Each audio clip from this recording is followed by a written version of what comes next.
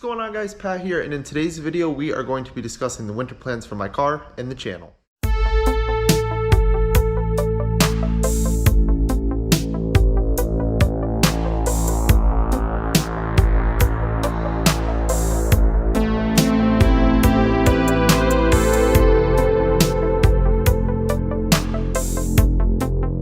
It's currently early December, and here in Connecticut we don't quite have snow or salt on the roads or anything yet, but the temperatures are low enough out that I wanted to park my car. I don't really want to drive the tires that are on it in 40 or 50 degree weather. They get a little sketchy, so between that and the brake pads absolutely destroying the rotors in cooler temperatures, decided to park it for the year and save all that consumable stuff for next season and then put the wear on it then.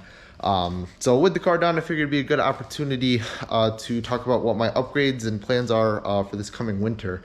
Some stuff will get upgraded, some stuff will get refined or changed just to help improve reliability, and discuss what the overall plans are for the channel for the next 4 or 5 months. And you notice my car is not even here in the garage. It's because it's currently sitting in the trailer because we're going to be focusing on my dad's car here this winter. So this is my dad's 67 442. You've seen it in the background of several of my videos. It used to be over there in the corner, but we moved it out, so we start working on it. And this should be a fun project. It's going to be a mild rust, a mild little pro touring, nothing too crazy, definitely not as crazy as we've gotten with my car, as crazy as we're going to get with my car. He just wants a really nice drive or something that's fun to cruise in. He might do a little autocrossing with it, so it should be fun to build a resto mod that's a lot more street friendly than my car is. So I'm really excited to get going on this, because this car has been like this my entire life. It's never been together. It's literally looked like this as long as I could remember. So really excited to start working on the car that really got me into cars. So first things first, with this, it needs to get cleaned out and media blasted. I'm not going to talk too much about this, but I'll probably do a full build series and a build introduction video soon on this, so stay tuned for that. But yeah, that's going to be the immediate future, is just getting this thing cleaned out and get it media blasted so we can start doing the sheet metal work and getting it painted. So aside from that, here in the shop, just do some general cleaning. There's just stuff everywhere. There's spare batteries. I have my old Corbeau driver's seat over there. We have the numbers matching engine from my dad's car, the 330 that used to be my car, just stuff everywhere that needs to get cleaned up. So as far as stuff that's going on in the garage, that's really what's going to be going on. So let's go visit my car and discuss what we're going to be doing to it. So here she is, all tucked away in the trailer. Definitely strange not seeing it in the garage, since that's where I'm used to it being, but it stays nice and clean in here. It's kind of safe out of the way. It's barely picking up any dust, way less than in the garage. I cleaned this about a month ago, right when we put it in here, and there's literally no dust on it. Not that the camera's really going to see that, but let's start talking about what's going to be changing on the car. So biggest thing, which I'm not even going to go into too much detail about, is the car's getting engine swapped. The 455, we had a bunch of issues with at the events we did. Even with the baffled oil pan and whatnot, I was still having a ton of oil starvation issues around the corners. You can do some stuff that's kind of like Band-Aid fix, like an AccuSump, but that only gets you so far. And after the Northeast Muscle Car Challenge, which I didn't even film a video for just because we were dealing with so many issues, this thing's had weird oil pressure issues and it's been burning a ton of oil. So we're gonna pull it out. We're gonna go through the top end, probably send the heads off to be rebuilt. And then that engine's going to be going into my dad's car, so we can save the numbers matching engine out of my dad's car and just not put wear and tear on that.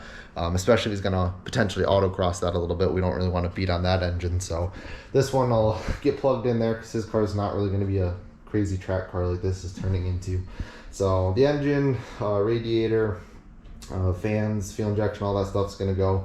So pretty much everything mechanically related to the engine bay is just going to get swapped straight in his car. I'm not going to talk about what engine's going in here yet. The engine's being built. I had commissioned it to be built in September, and it's a bit of a wait list at the shop that's building it. So I should be able to pick it up around January. So once I pick the new engine up, I'll start talking about it and kind of do an introduction to what engine we're going with and why. But I'm really excited for that. It's one of my dream engines, period. So the fact that I'm getting to put one in this car, I'm really excited about. But I'm not going to talk too much more about that until it's actually here and it's happening. But that's definitely going to be the biggest thing we're doing.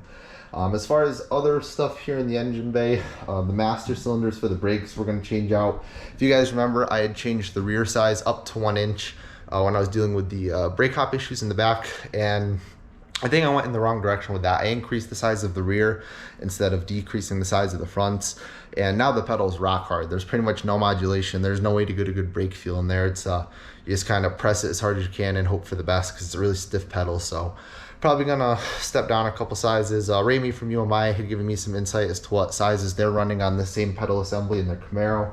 So probably order those sizes and just use that as a sort of jumping off point and see where that puts us. So I'll get a little more pedal travel going with the smaller master cylinders, but it should be way less stiff and it should be a lot easier to threshold brake with that. As far as other changes, hoping to do an 8-to-1 steering box.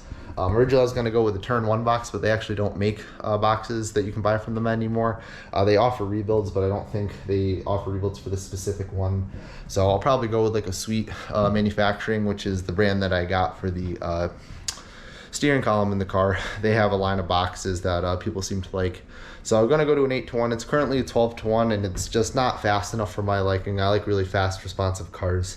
The steering in the M3 has been great when I've autocrossed that and done track events and whatnot. And this one, you know, even if you're going through certain serpentines or slaloms, you have to go hand over hand, which really isn't ideal.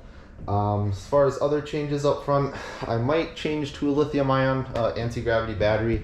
The optimal one is lighter than stock, but it's still pretty heavy. You know, some of those anti-gravity ones get down below 15 pounds, which is nice, but we'll see how expensive the engine swap ends up being, and then I'll make the calls whether or not I'm going to spend like $500 on a battery. But core support, I am going to have to do some cutting and changes up here, which is related to the engine swap. And if I end up having to do that, I'm going to cut it first and then strip it down and either just paint it or have it powder coated. But regardless of what ends up happening, we're going to take the core support out and strip it down to bare metal, blast it, and then either powder coat it or paint it or something.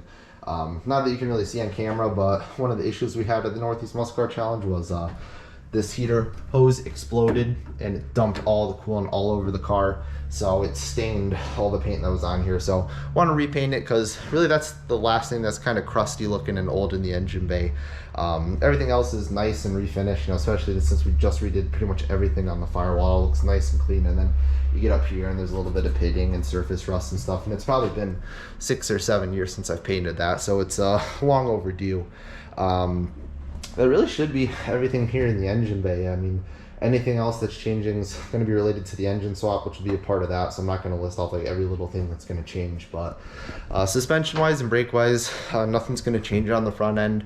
I may order a few more sets of coil springs just to have in case I want to try them at like test and tune events and whatnot, but I'm not just going to change stuff just to change stuff at this point on the front end. It's going to be changing stuff as I'm learning the car, get a feel for it to try and optimize little things. I'm not just going to keep throwing parts at the car.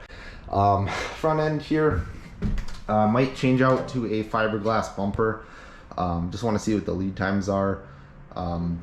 Still playing around with the idea of making one out of carbon fiber, which we'll see. I've never made a mold before, but I have friends who have, so we'll see how involved and expensive that gets. If it's going to be way more to make a carbon one, then I'll pick up one of the pre-made like Glass Tech bumpers. But if it's similar price, I might just try and make one out of carbon. Hand in hand with that is going to be doing an air dam on the front of the car. It's probably going to be very similar to what ABC Performance runs on their Chevelle. It's not necessarily for front downforce as much as it is just preventing air from getting up under the car. Because if you look, there's just a massive gap between the bumper and the ground where air can just get in there. And once you get up at high speeds, A, it's slowing you down, but B, it's building a lot of pressure up under the car, and it makes it feel a little unstable and uneasy at speed. So definitely want to put that on there. You know, it felt okay on the straight at pit race according to my dad, but you know, we were only hitting probably 110, and some of the faster tracks with the new engine setup will probably be closer to like 140 or even 150 depending on the track. So definitely want to have good front end stability when we're doing that speed. Try and shift down here to the interior. Not that you can really see anything in the trailer. Going to be putting a new carpet in. The carpet that's in here is still back from I had the console, so there's a bunch of holes and stuff in it for the console mounts, and there's like holes for the automatic shifter, and actually the hump for the T56 being taller than the old hump has pushed it up so it doesn't reach all the way on the passenger side to the sill plate. There's probably like a 1/2 inch gap, so I need to get a new one in there that'll actually fit and cover and not have a bunch of ugly holes in it. For the rest of the interior, I need to work on hooking up the brake bias adjuster. I put the rest of the carbon trim in there, which I don't think I had talked about in a video, or my fake carbon wrap trim rather.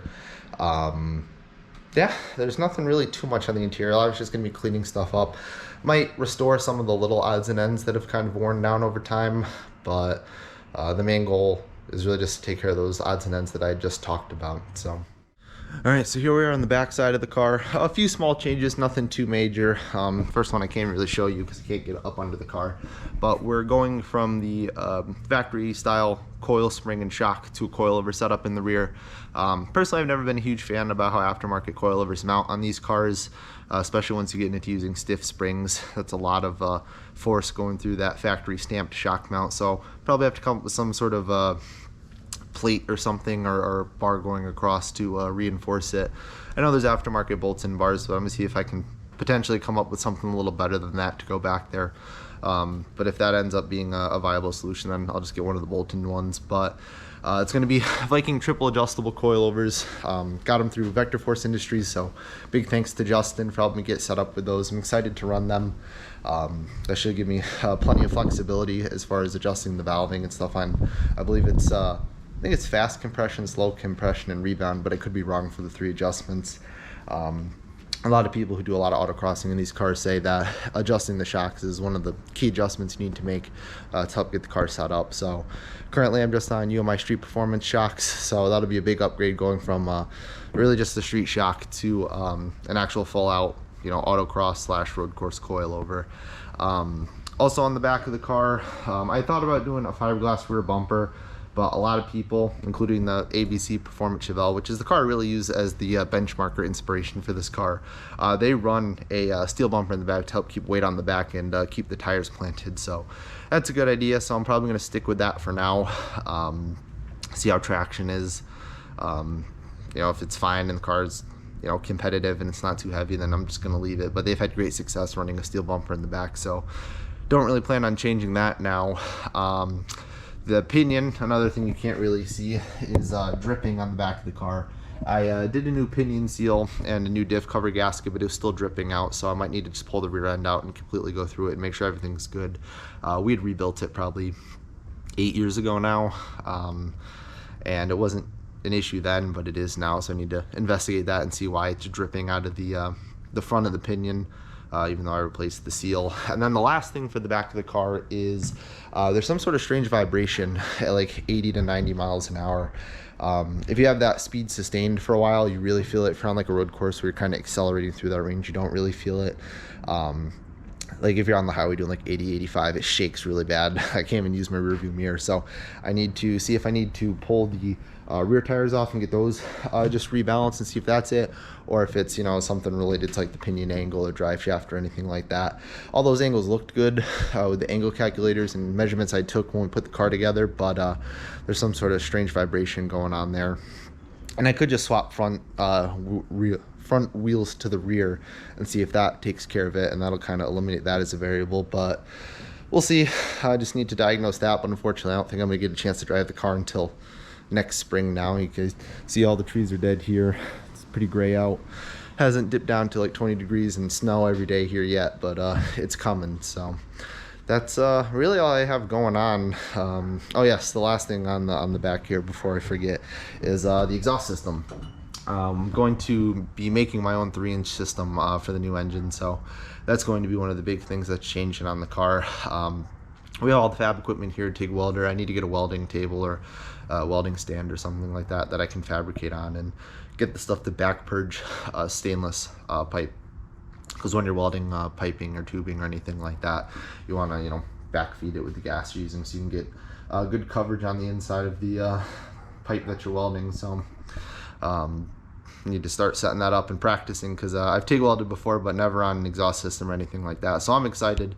I'll talk more about that, you know, once I actually start making videos on it. But yeah, this should cover everything that's changing on the car. You know, it's probably 10 to 12 things in the end that are going to change. It's going to be a good amount of work to do the engine swap, but You know, nothing too crazy. It's definitely way less work than all the changes we made last year. So, you know, follow along. This is kind of a little bit of a dead point in content for this time of year, you know, because all the events are done, so there's nothing really to cover there or film there, and I'm still probably a month or two away from really digging in on this because we're going to be working on my dad's car. So yeah, there's going to be a lot of Oldsmobile content coming of doing the more mild resto mod with my dad's car, and then you guys are going to see that build start from scratch. We're literally, you know, stripping it down to get going, and then the all out, you know, pro touring autocross build for this, and really, you know, push the limits of what we can do with a street-esque A-body. So hope you guys are excited. You know, if you liked it, feel free to leave a like, feel free to comment if you guys are excited for the mods or anything you want to see